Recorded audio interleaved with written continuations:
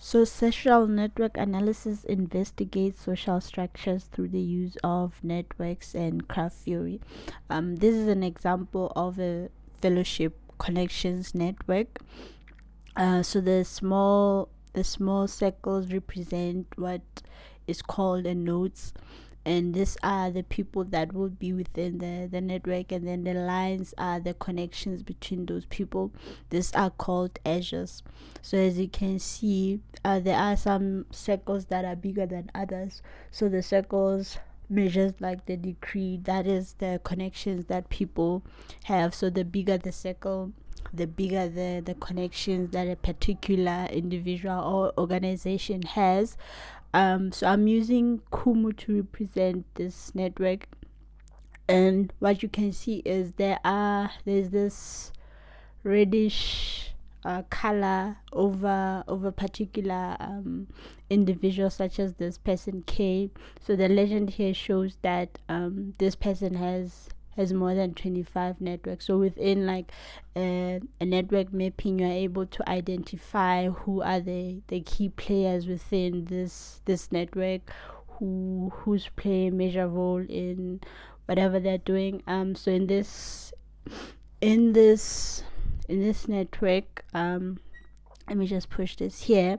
We can actually see that it's disaggregated by health, ECD. So these are sectors: education, agriculture, and ICT. And then what you can do on the map is, when you hover here, it will just filter those that are in the health sector, those that are in the ECD sector, those that are in education, those that are in agriculture. So these are called like clusters within your network. If you wanted to see, okay, even though we have this network, so this is a fellowship connection. So the people that were in that particular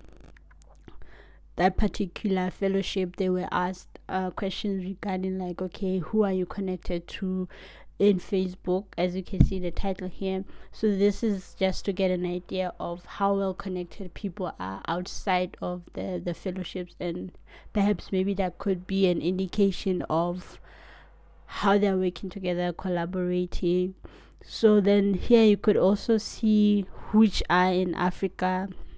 So in this example, you see that even though like we have a mixture now of sectors, we have agriculture, we have health, and we have ICT, but these are the ones that are in Africa, and these are the ones that are in Asia. So it's helpful for you to visualize, so that if you are doing an initiative, maybe you need like person X here, it is not connected to anyone within like within Asia. So maybe you could try to help them get connected to maybe person W, in order for them to still succeed in the work that maybe the fellowship wants them to do. So this is just an overview of how a social network map would work.